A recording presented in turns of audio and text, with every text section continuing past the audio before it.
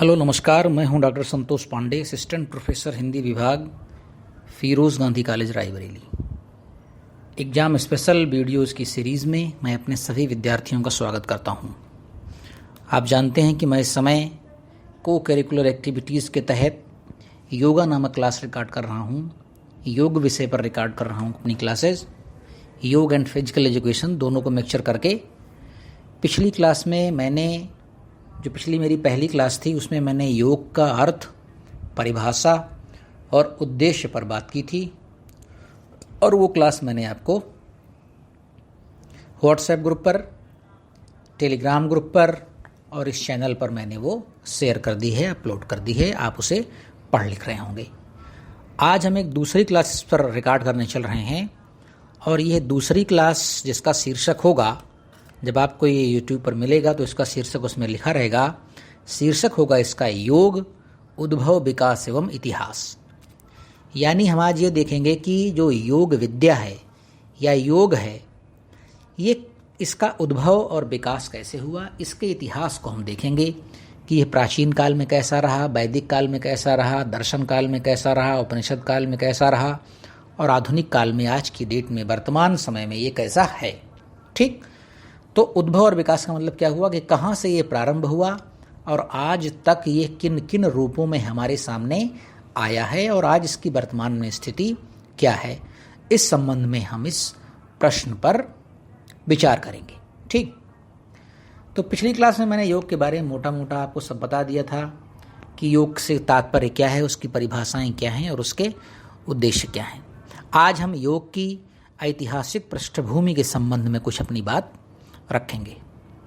देखिए, एक बात मोटी सी समझ ली जाए अगर, कि योग का उद्गम कहाँ से हुआ, इसका ओरिजिन कहाँ से हुआ, तो ये इसकी कोई डेडलाइन रखना ये तो बड़ा कठिन काम है। क्यों? क्योंकि ये अत्यंत प्राचीन है। इतना प्राचीन है कि जब कागज़ का आविष्कार भी नहीं हुआ होगा, जब लिखने का आविष्कार शायद ना हुआ होगा, तब से यह योग हमारे बीच में है, उपस्थित है। तो इसकी परंपरा कितनी प्राचीन है, कौन इसको चलाने वाला था, इसका प्रवर्तक कौन था, कब चलाया इसे, कब योग विद्या की शिक्षा दी, इन सारे प्रश्नों का उत्तर खोजना कोई आसान काम नहीं है, एक टेढ़ा काम है। लेकिन अगर हम अपने प्राचीन साहित्य को देखें तो वहाँ जो तमाम प्रकार के उल्लेख मिलते हैं, उनसे ये ज्ञात होता है कि योग परंपरा भारतवर्ष में या पूरी दुनिया में किस प्रकार से प्रारंभ हुई होगी। हम सबसे पहले उदाहरण के रूप में गीता को लेते हैं। गीता में आप जानते हैं भगवान श्री कृष्ण ने अर्जुन को एक उपदेश दिया था जो पूरी दुनिया में मशहूर है और जाना जाता है, बहुत प्रसिद्ध उपदेश है वो। उस उपदेश में एक जगह भगवान श्री कृष्ण अर्जुन को समझाते हुए कहते हैं कि हे अर्जुन, मैंने ही इस योग का उपदेश सृष्टि के आरंभ में सूर्य देवता को दिया था। यानी जब इस सृष्टि का आरंभ हुआ था तो योग का उपदेश मैंने सर्वप्रथम किसको दिया था? सूर्य को। इसके पश्चात सूर्य ने किसको दिया? अपने पुत्र मनु को सिखाया ये योग। फिर मनु ने इस योग विद्या को इक्ष्वाकु, महाराज इक्ष्वाकु को दे दिया। फिर एक राजर्षियों की बहुत लंबी परंपरा चलती गई और अंत में योग लुप्त हो गया, जिसको आज मैं पुनः तुम्हारे सामने प्रस्तुत कर रहा हूं। ऐसा उल्लेख श्रीमद् भागवत गीता में आता है। तो आप क्या समझे इससे? हम इससे ये समझते हैं कि योग परंपरा के संबंध में इससे मोटी मोटी बात यह ज्ञात होती है कि ईश्वर ने स्वयं सृष्टि के प्रारंभ में योग को प्रारंभ कर दिया था।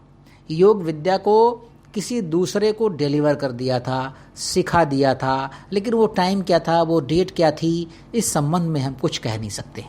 ठीक, ऋग्वेद में एक जगह इस बात का वर्णन मिलता है कि हिरण्यगर्भ से ही पहले सृष्टि का निर्माण हुआ, उसी ने पृथ्वी, स्वर्ग आदि सभी को धारण किया, क्योंकि हिरण्यगर्भ को सभी विद्याओं एवं कलाओं का आदि प्रवर्तक माना जाता है। इसलिए बृहद याज्ञवल्क्य स्मृति में ये कहा गया है कि सांख्य के वक्ता परमर्श कपिल और योग के वक्ता हिरण्यगर्भ हैं। ठीक, अब ये हिरण्यगर्भ कौन है? हिरण्यगर्भ का अवतरण क्या हुआ, ये हम अगर इसके बारे में हम डिटेल में नहीं जाएंगे और ना हम इसको टच करेंगे, क्योंकि ये हमारे विषय से बाहर चला जाएगा। हम अपने मूल विषय पर आते हैं। हमारा मूल विषय है कि ये अलग अलग कालों में योग का स्वरूप कैसा रहा। तो परंपरागत रूप से हमने इतना समझ लिया है कि योग जो है वो परंपरागत रूप से चला आ रहा है, लेकिन मानव ने इस योग विद्या का कब से आरंभ किया? जब से मनुष्य ने इस योग विद्या का उपयोग करना शुरू किया होगा, तब से हम अपनी बात रख सकते हैं। ठीक, तो हम इसलिए इस योग विद्या की परंपरा का कुछ अलग अलग शीर्षकों में विभाजन करके हम देखेंगे कि योग की परंपरा किस प्रकार से हमारे बीच में आई और आज तक चली आ रही है। इसके लिए हम सबसे पहले चलेंगे अपने वैदिक काल में और हम ये देखेंगे कि वैदिक काल में योग की क्या स्थिति थी, क्या स्थिति रही होगी। अब जब हम वैदिक काल की बात करते हैं तो आप जानते हैं, कहा जाता है कि सबसे प्राचीन ग्रंथ जो हैं, जो प्राप्त ग्रंथ है सबसे प्राचीन, वो वेद हैं।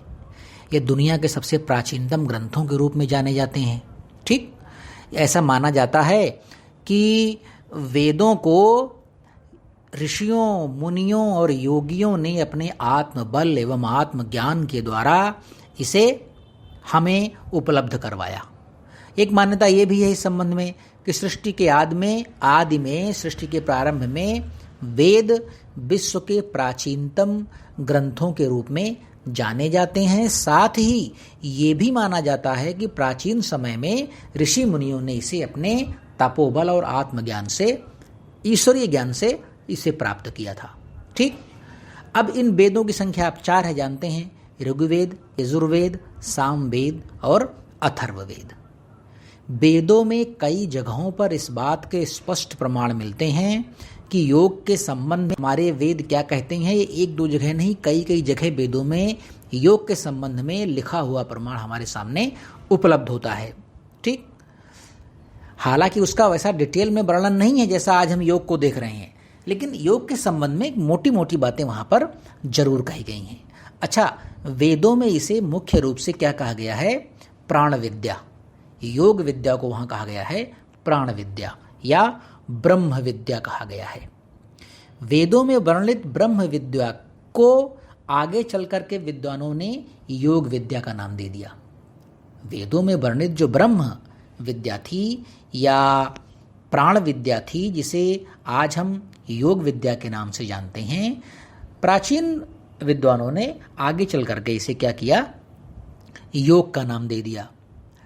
अब योग साधना का जो लक्ष्य था वो क्या था? वो था भाई ब्रह्म की प्राप्ति, ब्रह्म का साक्षात्कार।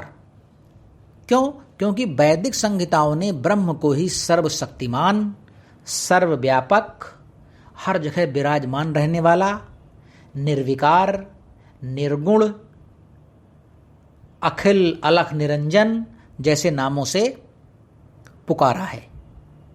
वेद में कुछ प्रसंग ऐसे भी मिलते हैं जो शरीर में स्थित चक्र, प्राण, शरीर आदि विषय पर प्रकाश डालते हैं। अथर्ववेद में ये प्रमाण मिलता है कि वहाँ लिखा है कि मानव शरीर को 8 चक्र एवं 9 द्वारों वाली देवताओं की अयोध्यापुरी कहा गया है। अथर्ववेद में मानव शरीर को क्या कहा गया है? 8 चक्र एवं 9 द्वारों वाली देवताओं की अयोध्यापुरी कहा गया है। तो इस प्रकार से हम देख सकते हैं कि वेदों में इस प्राच्य विद्या के कुछ न कुछ अंश हमें अवश्य मिलते हैं और अलग अलग स्थानों पर इसे अलग अलग नामों से भी पुकारा गया है। इसलिए हमें निश्चित रूप से कहते हैं कि जिस प्रकार से वेद विश्व के प्राचीनतम ग्रंथ हैं, उसी प्रकार योग भी भारत में ही नहीं पूरी दुनिया में प्राचीनतम विद्या के रूप में हमारे सामने आया। ठीक, अब हम अगले काल की ओर चलेंगे और अगला काल है हमारा उपनिषदों का काल, यानी उपनिषद काल। हम यहाँ पर देखेंगे कि उपनिषद काल में योग विद्या किस प्रकार रही। आप जानते हैं कि उपनिषदों में दर्शन का एक बहुत बड़ा खजाना छिपा हुआ है।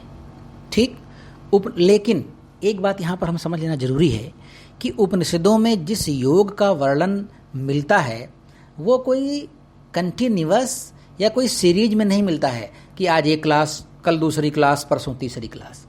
उपनिषदों में अलग अलग, कहीं एक लाइन, कहीं दो लाइन, कहीं थोड़ा, कहीं थोड़ा, इसलिए हम इसे कोई क्रमबद्ध और सुव्यवस्थित ज्ञान योग के बारे में नहीं कहेंगे। हाँ, योग के बारे में पर्याप्त जानकारी मिलती है उपनिषदों में, हम ऐसा कह सकते हैं। आप जानते हैं कि संख्या की दृष्टि से उपनिषद बहुत सारे हैं, लेकिन अगर हम मुख्य उपनिषदों की बात करें तो ये ईश, केन, कठ, मुंडक, ऐतरेय, बृहदारण्यक, छांदोग्य और श्वेताश्वेतर, ये कुछ प्रमुख उपनिषद हैं जो हम पढ़ते लिखते समय हमको इनके नाम मिल जाते हैं। ठीक, इनमें जो योग विषयक चर्चा है वो बहुत थोड़ी थोड़ी है, लेकिन कुछ उपनिषद ऐसे भी हैं जिनमें योग विषयक चर्चा काफ़ी बड़ी मात्रा में हमें मिलती है। ठीक, मैं एक उपनिषद का आपको उदाहरण देकर के बता रहा हूँ, कठोपनिषद। कठोपनिषद में ये कहा गया है कि जब पांचों इंद्रियां विषय से हटकर मन के साथ स्थिर हो जाती हैं एवं बुद्धि भी सभी प्रकार की चेष्टाओं से निवृत्त हो जाती है, उसी परम गति की स्थिति को योग कहते हैं। ये कठोपनिषद में एक श्लोक है, उसका अर्थ दिया हुआ है। अब जरा समझते हैं ये क्या है, कठोपनिषद आखिर कहता क्या है। कठोपनिषद योग के बारे में बहुत स्पष्ट रूप से कहता है कि भाई देखो ऐसा है, योग क्या है। कहता है कि जब पांचों इंद्रियां, हमारी जो पांच इंद्रियां हैं, वे उनके तरफ जो तमाम बाउंड्री वाल बनी हुई हैं विषयों की, जैसा मैंने अपनी पिछली क्लास में बताया था, जो उनके चारों तरफ मोह, माया, काम, क्रोध, लोभ, वासना, अनंत इच्छाएं, इनकी जो बाउंड्री बनी हुई है, वो जब बाउंड्री टूट जाती है और पांचों इंद्रियां उन विषयों से हट करके मन के साथ बिल्कुल कोऑर्डिनेट हो जाती है, ऐसी स्थिति कब आती है? ऐसी स्थिति तब आती है जब हम योग को पूरी तरह से अपने अंदर धारण कर लेते हैं। योग का यही काम ही है कि वह पांचों इंद्रियों को इन विषयों से हटाए और उसे मन के साथ जोड़ दे। बस इसी स्थिति को तो कहते हैं परम गति, मोक्ष की प्राप्ति, परमात्मा में लीन हो जाना, अपने ब्रह्म को देख लेना, अपने ब्रह्म में समा जाना। कबीरदास भी बहुत स्पष्ट रूप से इस बात को कहते हैं। क्या कहते हैं? वे कहते हैं कि फूटा कुंभ जल जल ही समाना, यह तथ्य कहो ज्ञानी। या वो एक कहते हैं कि पानी ही ते हिम भया, हिम हो गया बिलाई। पानी से बर्फ बना और बर्फ पिघल गई, पानी हो गया। जयशंकर प्रसाद जी भी कहते हैं कामायनी के प्रारंभिक सर्गों में कि एक तत्व की ही प्रधानता, कहो उसे जड़ या चेतन। वे कामायनी के प्रारंभ में क्या लिखते हैं? कामायनी के प्रारंभ में जयशंकर प्रसाद जी लिखते हैं कि हिमगिर के उत्तुंग शिखर पर बैठ शिला की शीतल छाह, एक पुरुष भीगे नयनों से देख रहा था प्रलय प्रवाह। ऊपर हिम था, नीचे जल था, एक तरल था, एक सघन, एक तत्व की ही प्रधानता, कहो उसे जड़ या चेतन। क्या है? दोनों का कंटेंट सेम है, the contents are same. Ice and water, बर्फ और पानी, दोनों का कंटेंट एक है, यानी पानी। बस एक ठोस रूप में है, एक द्रव रूप में है। बस इसी तरह से आत्मा और परमात्मा। आत्मा अपने परमात्मा से दूर क्यों है? क्यों? क्योंकि चारों तरफ शारीरिक विषयों की एक बाउंड्री बन गई है, तो आत्मा अपने परमात्मा को पहचान नहीं पाती है। जैसे ही बाउंड्री टूटती है, आत्मा परमात्मा में जाकर के मिल जाती है, जिसे ही कबीर ने कहा है कि पानी ही ते हिम भया, हिम हो गया बिलाए। या फूटा कुंभ जल जल ही समाना, यह तथ्य कहो ज्ञानी। या प्रसाद जी कहते हैं जिसे एक तत्व की ही प्रधानता, कहो उसे जड़ या चेतन। तो इस तरह से योग का काम क्या है? कठोपनिषद में कहा गया है यही कि पांचों इंद्रियां विषयों से हट जाएं और मन को कोऑर्डिनेट कर लें, and that is the situation of yoga. और परम गति, इस अवस्था में व्यक्ति को परम लक्ष्य प्राप्त हो जाता है। इस अवस्था में व्यक्ति परम गति को प्राप्त कर लेता है। ठीक, चलिए आगे चलते हैं। इस प्रकार से हम ये कह सकते हैं कि उपनिषदों में योग का वर्णन पर्याप्त रूप में है। किसी न किसी रूप में उपनिषदों ने योग विद्या का समर्थन भरपूर किया है। तो हमने दो काल देख लिए, वैदिक काल और उपनिषदों का काल। अब हम चलते हैं दर्शनों का काल में। दर्शनों के काल में चलते हैं, जो विभिन्न बड़े बड़े दर्शन हुए। न्याय दर्शन हुआ, वैशेषिक हुआ, सांख्य दर्शन हुआ, योग दर्शन हुआ, मीमांसा दर्शन हुआ, वेदांत हुआ, जैन, बौद्ध, तमाम दार्शनिक संप्रदायों में योग का अत्यंत व्यापक प्रचार और प्रसार हुआ। हम चल के जरा देखते हैं कि इन दर्शनों में योग की स्थिति क्या है, इस दर्शन के काल में योग की स्थिति क्या रही है और किस प्रकार से उनका आगे चल करके विकास हुआ। दर्शनों के काल में जो सबसे बड़े आदमी हमारे सामने आते हैं वो आते हैं महर्षि पतंजलि, क्योंकि महर्षि पतंजलि ने योग सूत्रों को इसी काल में क्रमबद्ध करके एक ग्रंथ का नाम दिया और वो ग्रंथ कहलाता है योग सूत्र, और इस ग्रंथ को योग का आदि ग्रंथ माना जाता है। पतंजलि द्वारा लिखा गया योग सूत्र ग्रंथ योग का प्रथमतः ग्रंथ माना जाता है। इसमें पतंजलि ने पूरी योग विद्या को, पूरी योग की फिलॉसफी को, इसकी साइंटिफिक जो इसके टेक्निकल पॉइंट्स थे उन सभी को 195 सूत्रों में बिल्कुल बांध करके रख दिया है। महर्षि पतंजलि ने 195 सूत्रों में योग सूत्र नामक ग्रंथ की रचना की और ऐसा कहा जाता है कि यह योग का प्रथम ग्रंथ है। तो इस प्रकार से महर्षि पतंजलि ने क्या बताया है, मोटा मोटा उन्होंने कुछ क्या किया, कुछ क्लासिफिकेशन किए, कुछ वर्गीकरण किया। उन्होंने कहा कि जो उच्च कोटि के साधक हैं उनके लिए अभ्यास और वैराग्य, उच्च कोटि के साधकों के लिए अभ्यास और वैराग्य, मध्यम कोटि के साधकों के लिए क्रिया योग तथा अधम कोटि के साधकों के लिए अष्टांग योग की चर्चा की है। फिर से एक बात दे लेते हैं, उच्च कोटि के साधकों के लिए किस योग की बात करते हैं, अभ्यास और वैराग्य के माध्यम से कहते हैं तुम अपने परम लक्ष्य को प्राप्त करो। मध्यम जो कोटि के लोग हैं उनको क्रिया योग के माध्यम से कहते हैं अपने परम लक्ष्य की प्राप्त करो, और अधम कोटि के जो साधक हैं उनको कहते हैं अष्टांग योग के माध्यम से तुम परम तत्व की अपनी प्राप्ति करो, अपने आप को परमात्मा का साक्षात्कार करवाइए। तो इस प्रकार से अन्य दर्शनों में भी इसकी चर्चा हमें मिलती है, लेकिन उस डिटेल में हमें नहीं जाना है। इसलिए हम सिर्फ इतना जानेंगे कि दर्शनों के काल में एक बड़े आदमी का प्रादुर्भाव होता है, एंड ही वॉज महर्षि पतंजलि, और उन्होंने योग सूत्र ग्रंथ की रचना करके 195 सूत्रों में रख करके इसकी प्रामाणिकता पर पूरी तरह से मोहर लगा दी। अब हम चलते हैं अपने अगले काल पर। अगला काल है हमारा टीका काल। टीका काल, टीका का मतलब क्या होता है, किसी चीज़ पर टीका लिखना, किसी चीज़ पर भाष्य लिखना, यानी उसे एक्सप्लेन करना, उसका अर्थ सामान्य जनता के बीच में ले जाना, इसको भाष्य या टीका कहते हैं। ये काल 4वीं शताब्दी से लेकर के 10वीं शताब्दी तक रहा, और इस काल में अनेक ग्रंथ लिखे गए तथा विभिन्न प्रकार की कलाओं एवं विद्याओं का प्रवर्तन इस काल में हुआ। तो इस काल में योग की चर्चा परिचर्चा बहुत बड़ी मात्रा में हुई। इसमें आपके वाचस्पति मिश्र जी आते हैं, इसमें भोजदेव का नाम लिया जाता है, इसमें नागोजी भट्ट का नाम लिया जाता है। तो योग से संबंधित तमाम मूलभूत मान्यताओं एवं सिद्धांतों को टीका काल में प्रश्रय मिला, और इसका विकास कंटिन्यूअस एक शिखर की ओर हमें जाता हुआ दिखता है। फिर इसके बाद जो अगला काल आता है वो आता है भक्ति एवं हठ योग का काल, और इस काल में योग विद्या अपने चरम उत्कर्ष पर पहुंची। बस 2-3 पंक्तियों में हमें जानेंगे कि यह विद्या भक्ति एवं हठ योग काल में उत्कर्ष पर अपने कैसे पहुंची, अपने चरम पर कैसे पहुंची। देखिए, इस काल में कुछ बड़े महान लोगों का आविर्भाव हुआ।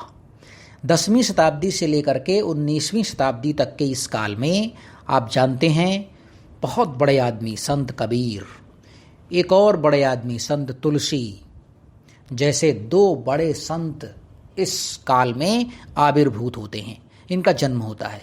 और इन्होंने भक्ति की सगुण व निर्गुण धारा का इतना प्रचंड प्रचार किया कि तुलसीदास जी के बारे में कहा जाता है कि राम की कथा को इतनी ऊंचाई पर लेके चले गए कि उसके बाद उस ऊंचाई के आगे जाने की तो आप बात छोड़ दीजिए, वहाँ तक दोबारा कोई पहुँच भी नहीं सका। और ये लगभग 700 साल पहले की बात है। 700 से 800 साल पहले की ये बात है। इन 700 वर्षों में तुलसीदास की राम कथा के सम्मुख कोई भी बड़ा से बड़ा रचनाकार टिक नहीं पाया। उन्होंने इसे बहुत बड़ा शिखर प्रदान किया। वही बात आप कबीर के संबंध दे सकते हैं कि निर्गुण ज्ञानाश्रयी और निर्गुण निराकार ईश्वर के संबंध में जो मान्यताएं कबीर ने दे दी वो अकाट्य हैं और वहाँ तक आज तक कोई पहुँच नहीं पाया। तो कबीर और तुलसी भक्ति काल में आते हैं। और आप क्या समझते हैं कि इसी के आसपास आपका सिद्ध संप्रदाय, नाथ संप्रदाय भी विकसित होकर के हमारे सामने आता है। और आप जानते हैं कि सिद्ध और नाथ ये दोनों योग के लिए बहुत प्रचलित थे। नाथ संप्रदाय में तो आप जानते हैं कि योग का एक बहुत बड़ा केंद्र बना। सिद्ध संप्रदाय में कुछ गड़बड़ियाँ थी योग को लेकर के, जिसे नाथों ने संभाला और इसमें मत्स्येंद्र नाथ और गुरु गोरखनाथ का बहुत आदर के साथ नाम लिया जाता है। और उसी परंपरा के आज उत्तर प्रदेश के हमारे आदरणीय मुख्यमंत्री श्री योगी आदित्यनाथ जी हैं। ये नाथ परंपरा के ही योगी के रूप में हमारे सामने हैं। फिर उसके बाद हम देखते हैं कि हठ योग प्रदीपिका की रचना हुई। और हठ योग प्रदीपिका की रचना एक क्रांतिकारी रचना मानी जाती है, जिसमें योग के बारे में बहुत विस्तार से वर्णन किया गया है। ठीक, तो इस प्रकार से हमने क्या देखा कि भक्ति एवं हठ योग का जो उत्कर्ष काल है वो यही काल है, यानी भक्ति काल, जिसमें सिद्ध, नाथ, कबीर, तुलसी और हठ योग प्रदीपिका जैसा ग्रंथ आता है। इस तरह से इसने योग विद्या को चरम उत्कर्ष तक पहुंचाने में अपनी कोई कोर कसर नहीं छोड़ी। अब हम आते हैं अपने अगले और अंतिम काल पर, और वो है आधुनिक काल। अब इस काल में हम सबसे बड़ा नाम और सबसे पहला नाम जो लेंगे वो आते हैं महर्षि दयानंद सरस्वती। आप जानते हैं इनका एक सर्वप्रसिद्ध ग्रंथ है सत्यार्थ प्रकाश। और सत्यार्थ प्रकाश में प्रथमतः योग के संबंध में तमाम भ्रांत धारणाओं का खंडन करके योग के संबंध में पूरी तरह से स्पष्ट दिशा निर्देश महर्षि दयानंद सरस्वती जी ने दिए। इसके बाद आते हैं हमारे सामने फिर कई बड़े बड़े विद्वान आते हैं। इनमें स्वामी लक्ष्मणानंद जी हैं, और एक बड़ा नाम आता है स्वामी रामकृष्ण परमहंस, और उनके शिष्य जो उनसे भी बड़ा नाम आप जानते हैं स्वामी विवेकानंद। इन्होंने योग की परंपरा को काफ़ी आगे तक बढ़ाया। इसके बाद फिर एक और बड़ा नाम आता है योगी श्यामाचरण लाहिड़ी और उनके शिष्य परमहंस योगानंद। इन्होंने क्या किया, इन्होंने एक सोसाइटी बना करके देश विदेश में योग का प्रचार एवं प्रसार किया। आज की अगर हम डेट में देखें आधुनिक काल में, तो आप जानते हैं कि स्वामी रामदेव ने योग और प्राणायाम का मेडिकल पक्ष प्रस्तुत किया, चिकित्सीय पक्ष प्रस्तुत किया कि चिकित्सा में किस प्रकार से हम योग और प्राणायाम को प्रयोग कर सकते हैं। और इस प्रकार से स्वामी रामदेव जी ने योग को बहुत बड़े पैमाने पर हर घर में पहुंचा दिया। इनका योगदान वास्तव में सराहनीय कहा जाएगा। फिर एक और नाम आप लेते हैं श्री राम शर्मा आचार्य जी का, जिन्होंने शांति कुंज की स्थापना की। आप जानते हैं हरिद्वार में इनका बहुत बड़ा स्थापित किया हुआ इंस्टीट्यूशन है। तो इस प्रकार से स्वामी श्री राम शर्मा आचार्य और स्वामी रामदेव ने आज की डेट में यानी वर्तमान समय में योग की प्रासंगिकता को बहुत ऊंचाई तक पहुंचाया। और आगे हम चलते हैं तो क्या देखते हैं कि विश्वविद्यालयों में योग के लिए प्रमाण पत्र देना, पीएचडी आदि पाठ्यक्रमों में भी योग का संचालन हो रहा है। योग के प्रचार प्रसार के लिए तमाम संस्थाएं आगे आ रही हैं। तमाम विश्वविद्यालयों में इसकी शिक्षा दी जा रही है। आपका गुरुकुल कांगड़ी विश्वविद्यालय, देव संस्कृति विश्वविद्यालय, उत्तराखंड संस्कृत विश्वविद्यालय, गढ़वाल विश्वविद्यालय, कुमायूं विश्वविद्यालय, इस तरह के तमाम ऐसे इंस्टीट्यूट हैं। मुंबई में एक इंस्टीट्यूट है, योग institute Santa cruise Mumbai. Morarji Desai राष्ट्रीय योग संस्थान दिल्ली में है। पौंडीचेरी में अरविंद आश्रम का है। तो इस तरह से रांची में है पतंजलि योग पीठ। तो इस प्रकार से योग आधुनिक काल में भी अपने पूरे शबाब पर है। और आप जानते हैं अच्छी तरह से कि मेडिकल में तमाम लोग जो बीमार होते हैं उनको ये कहा जाता है कि आप फला प्राणायाम करिए, आप फला योग करिए, तो इस तरह से प्राणायाम और योग से भी आपकी तमाम बीमारियां परमानेंटली चली जाएंगी और हमेशा के लिए आप मुक्त हो जाएंगे और इन दवाओं को खाना नहीं पड़ेगा। और सच बता रहा हूँ, मैंने तो कई ऐसे मरीज़ देखे हैं जिनको दवाएं नहीं ठीक कर पाईं, लेकिन 4-6 महीनों में उन्होंने टेलीविज़न पर देख देख करके तमाम योग सीखे और योग करने लगे और वो चल नहीं पाते थे। 3-3 महीने बेड पर पड़े रहे, अस्पताल में भर्ती रहे। मेरे जानने वाले 2-3 लोग ऐसे हैं, नाम तो मैं आपको नहीं बता सकता यहाँ पर, लेकिन उन्होंने योग विद्या के माध्यम से, कुछ योग विद्या कोई वैसी विद्या नहीं, एक नॉर्मल प्राणायाम की बात मैं कर रहा हूँ। योग विद्या तो बहुत बड़ी चीज़ है। एक नॉर्मल प्राणायाम के जरिए अगर कोई व्यक्ति अपनी बीमारियों को दूर कर लेता है तो बड़े प्राणायाम और बड़े लेवल पर करके आप जान सकते हैं कि कितना प्रभावी और चमत्कारिक हो सकता है। ये सच में आत्मा और परमात्मा को मिलाने का एक ज़बरदस्त साधन है, जिसके बारे में मैंने आपको अपनी पहली क्लास में बताया था। तो चलिए मैं इस क्लास को यहाँ पर समाप्त करता हूँ। आज मैंने जिस विषय को लिया था इस अपनी दूसरी क्लास में, वो विषय है योग, उद्भव, विकास एवं इतिहास। हमने इसको विभिन्न कालों में देखा कि विभिन्न कालों में इसकी स्थिति क्या रही है और उसे हम आधुनिक काल तक ले आए। और मैंने स्वामी रामदेव, श्री राम शर्मा आचार्य और तमाम बड़े बड़े इंस्टीट्यूशंस का नाम आपको बताए और गिनाए। उम्मीद करता हूँ कि क्लास आपको अच्छी लगी होगी, समझ में भी आई होगी। बस आप इसे हर दूसरे दिन, तीसरे दिन 1 बार 2 बार सुनते रहें और आपका काम आसानी से हो जाएगा। तो चलिए किसी अगली वीडियो में आपसे मुलाकात होगी, तब तक के लिए नमस्कार।